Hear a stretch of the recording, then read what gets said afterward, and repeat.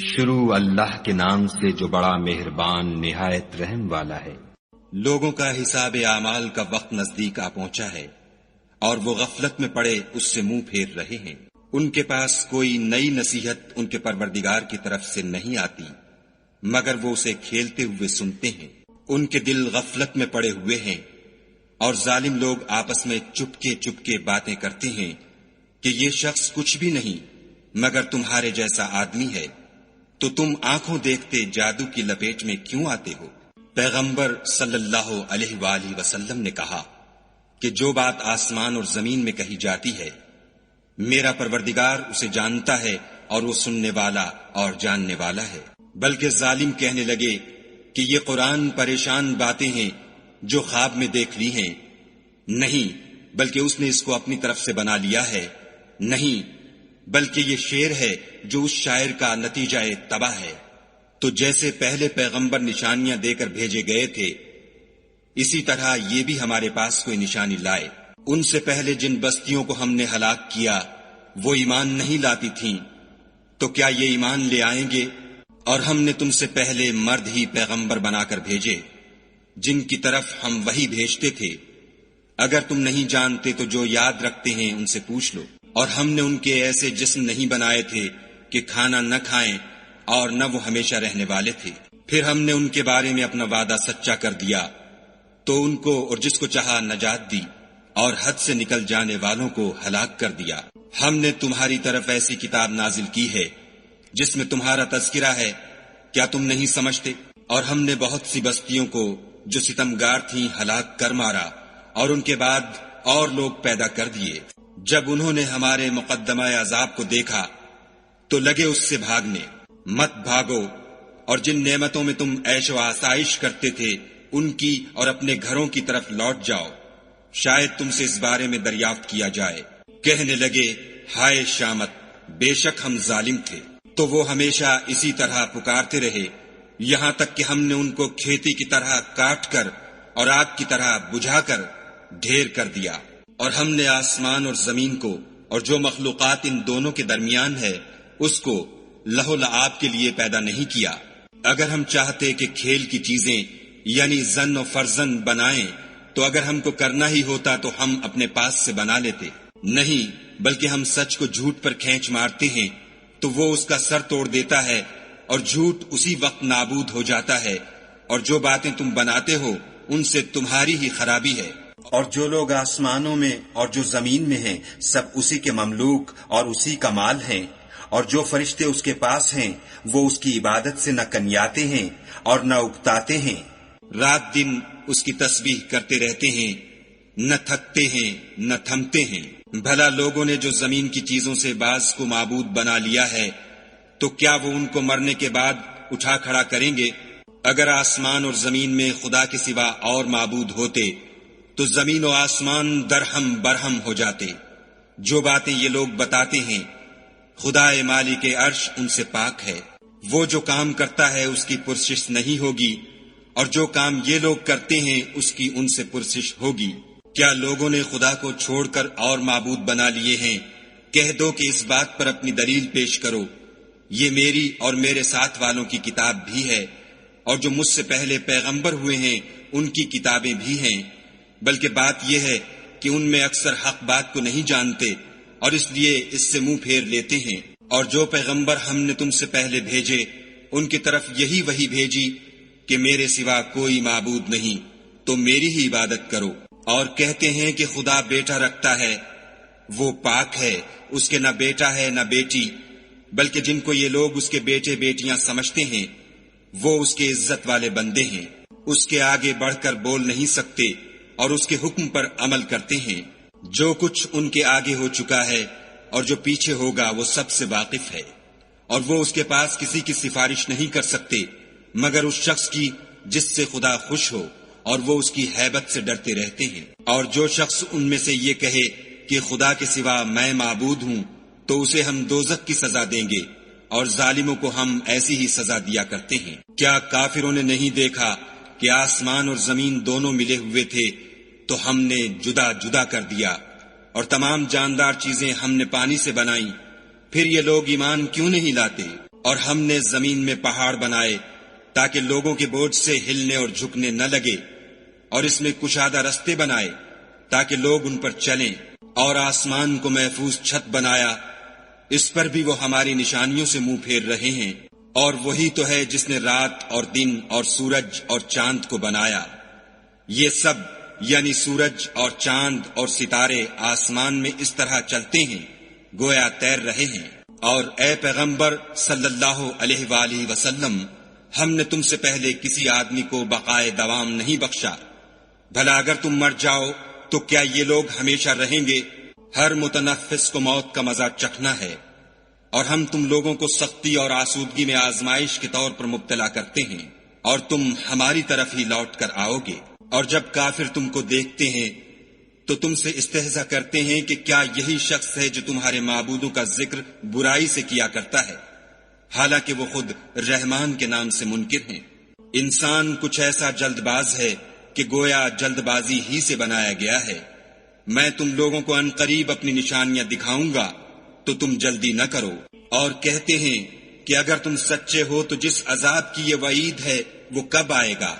اے کاش کافر اس وقت کو جانے جب وہ اپنے منہوں پر سے دوزخ کی آگ کو روک نہ سکیں گے، اور نہ اپنی پیٹھوں پر سے، اور نہ ان کا کوئی مددگار ہوگا، بلکہ قیامت ان پر ناگہاں آ واقع ہوگی اور ان کے ہوش کھو دے گی، پھر نہ تو وہ اس کو ہٹا سکیں گے اور نہ ان کو مہلت دی جائے گی۔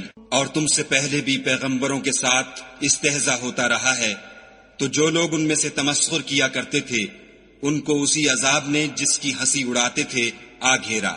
کہو کہ رات اور دن میں خدا سے تمہاری کون حفاظت کر سکتا ہے؟ بات یہ ہے کہ یہ اپنے پروردگار کی یاد سے منہ پھیرے ہوئے ہیں۔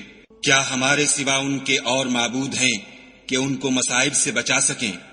وہ آپ اپنی مدد تو کر ہی نہیں سکیں گے اور نہ ہم سے پناہ ہی دیے جائیں گے، بلکہ ہم ان لوگوں کو اور ان کے باپ دادا کو متمتع کرتے رہے یہاں تک کہ اسی حالت میں ان کی عمریں بسر ہو گئیں۔ کیا یہ نہیں دیکھتے کہ ہم زمین کو اس کے کناروں سے گھٹاتے چلے آتے ہیں؟ تو کیا یہ لوگ غلبہ پانے والے ہیں؟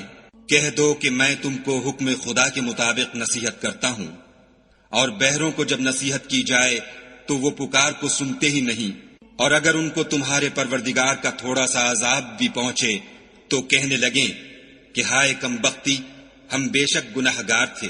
اور ہم قیامت کے دن انصاف کی ترازو کھڑی کریں گے تو کسی شخص کی ذرا بھی حق تلفی نہ کی جائے گی، اور اگر رائی کے دانے کے برابر بھی کسی کا عمل ہوگا تو ہم اس کو لاموجود کریں گے، اور ہم حساب کرنے کو کافی ہیں۔ اور ہم نے موسیٰ اور ہارون کو ہدایت اور گمراہی میں فرق کر دینے والی اور سرتاپا روشنی اور نصیحت کی کتاب عطا کی، یعنی پرہیزگاروں کے لیے جو بن دیکھے اپنے پروردگار سے ڈرتے ہیں اور قیامت کا بھی خوف رکھتے ہیں۔ اور یہ مبارک نصیحت ہے جسے ہم نے نازل فرمایا ہے، تو کیا تم اس سے انکار کرتے ہو؟ اور ہم نے ابراہیم کو پہلے ہی سے ہدایت دی تھی، اور ہم ان کے حال سے واقف تھے۔ جب انہوں نے اپنے باپ اور اپنی قوم کے لوگوں سے کہا کہ یہ کیا مورتیں ہیں جن کی پرستش پر تم معتکف و قائم ہو، وہ کہنے لگے کہ ہم نے اپنے باپ دادا کو ان کی پرستش کرتے دیکھا ہے۔ ابراہیم نے کہا کہ تم بھی گمراہ ہو اور تمہارے باپ دادا بھی صریح گمراہی میں پڑے رہے۔ وہ بولے کیا تم ہمارے پاس واقعی حق لائے ہو یا ہم سے کھیل کی باتیں کرتے ہو؟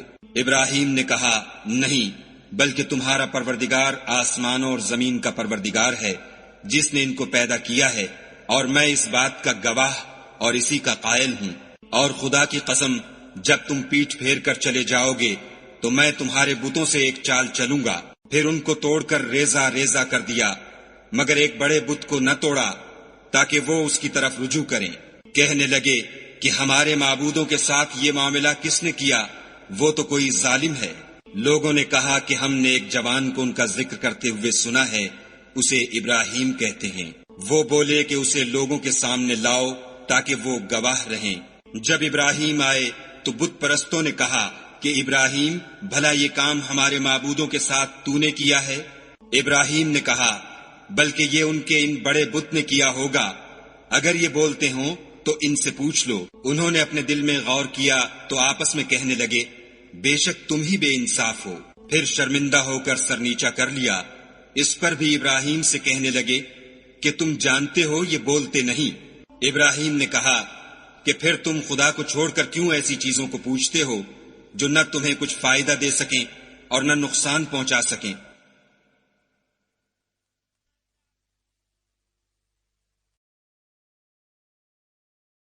تف ہے تم پر اور جن کو تم خدا کے سوا پوچھتے ہو ان پر، کیا تم عقل نہیں رکھتے؟ تب وہ کہنے لگے کہ اگر تمہیں اس سے اپنے معبود کا انتقام لینا اور کچھ کرنا ہے تو اس کو جلا ڈالو اور اپنے معبودوں کی مدد کرو۔ ہم نے حکم دیا، اے آگ سرد ہو جا اور ابراہیم پر موجب سلامتی بن جا۔ ان لوگوں نے برا تو ان کا چاہا تھا مگر ہم نے انہی کو نقصان میں ڈال دیا، اور ابراہیم اور لوط کو اس سرزمین کی طرف بچا نکالا جس میں ہم نے اہل عالم کے لیے برکت رکھی تھی، اور ہم نے ابراہیم کو اسحاق عطا کیے اور مستزاد برآں یعقوب اور سب کو نیک کیا، اور ان کو پیشوا بنایا کہ ہمارے حکم سے ہدایت کرتے تھے، اور ان کو نیک کام کرنے اور نماز پڑھنے اور زکوٰۃ دینے کا حکم بھیجا، اور وہ ہماری عبادت کیا کرتے تھے۔ اور لوط کا قصہ یاد کرو جب ان کو ہم نے حکم یعنی حکمت و نبوت اور علم بخشا، اور اس بستی سے جہاں کے لوگ گندے کام کیا کرتے تھے بچا نکالا۔ بے شک وہ برے اور بد کردار لوگ تھے، اور انہیں اپنی رحمت کے محل میں داخل کیا، کچھ شک نہیں کہ وہ نیک کرداروں میں تھے۔ اور نوح کا قصہ بھی یاد کرو جب اس سے پیشتر انہوں نے ہمیں پکارا تو ہم نے ان کی دعا قبول فرمائی، اور ان کو اور ان کے ساتھیوں کو بڑی گھبراہٹ سے نجات دی، اور جو لوگ ہماری آیتوں کی تکذیب کرتے تھے ان پر نصرت بخشی۔ وہ بے شک برے لوگ تھے، سو ہم نے ان سب کو غرق کر دیا۔